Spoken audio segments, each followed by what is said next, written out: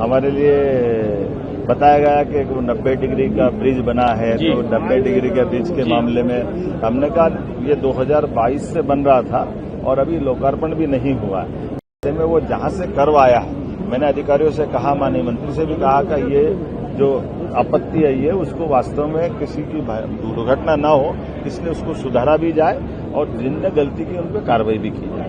उम्मीद करते हैं निर्माण के मामले में आगे से और सबक लेते हुए जो भी इस तरह की व्यवस्था है उस पर और गौर करेंगे। आज लोकतंत्र सेनानियों का पूरे प्रदेश स्तर के सारे सेनानियों का यहाँ सीएम हाउस में एक कार्यक्रम संपन्न हुआ, जिसके माध्यम से हमने 50 साल जो आपातकाल का कला समय था, खास करके एक तरह से ये संविधान की हत्या दिवस के नाते से था, और इस अवसर पर जब हमने पूरे प्रदेश भर में ये कार्यक्रम संपन्न किया, ऐसे में सभी स्वतंत्रता सेनानियों के तमाम लोकतंत्र सेनानियों ने अपने जीवन में वो 19 महीने अलग अलग प्रकार से जेलों में बिता करके सच्चे अर्थों में लोकतंत्र की रक्षा की थी।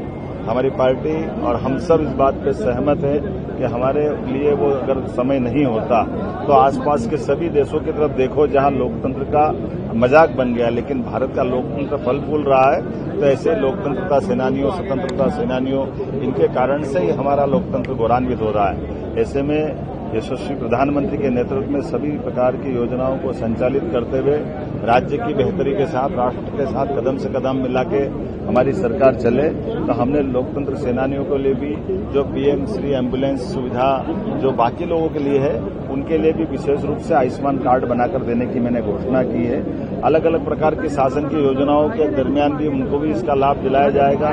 शासन के माध्यम से ऐसे लोकतंत्र के समर्थक लोगों के लिए जिन्होंने अपने सब कुछ दिया है, हमारा फर्ज है कि हम उनको स्मरण करें। आज के इस अवसर पर मैं सबका स्वागत करता हूं, अभिनंदन करता हूं।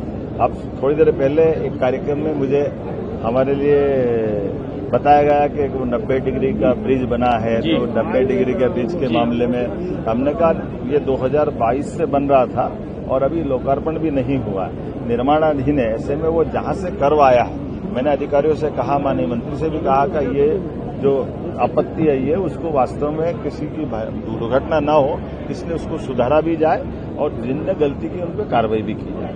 उम्मीद करते हैं निर्माण के मामले में आगे से और सबक लेते हुए जो भी इस तरह की व्यवस्था है उस पर और गौर करेंगे। मेरी अपनी ओर से अब यहाँ से मैं तुरंत निकल करके जबलपुर जाने वाला हूँ। वहाँ गुजरात के महामहिम राज्यपाल जी आए हुए हैं और प्राकृतिक खेती को लेकर के हमारा एक कार्यक्रम होने वाला है। स्वाभाविक रूप से कृषि मंत्री को मैंने पहले भेजा हुआ है।